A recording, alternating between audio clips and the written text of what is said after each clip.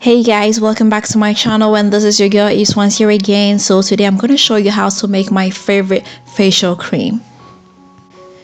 To start, I will get 1 teaspoonful of aloe vera gel.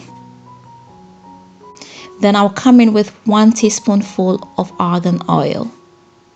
Finally, I'll come in with half teaspoon of raw organic honey. I'll mix everything up to form a paste.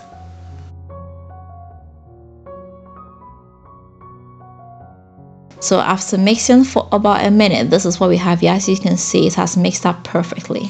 And this is how I use it. I just take a pea amount and apply it onto any part of my body.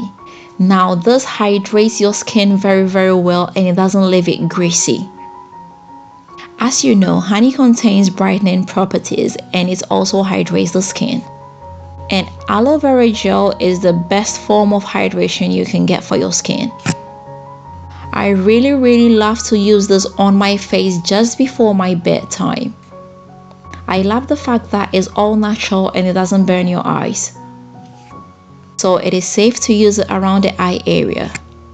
If you continue using this every day for about 1 week, you are going to see the improvement for yourself. It is especially good for those who want a brighter complexion.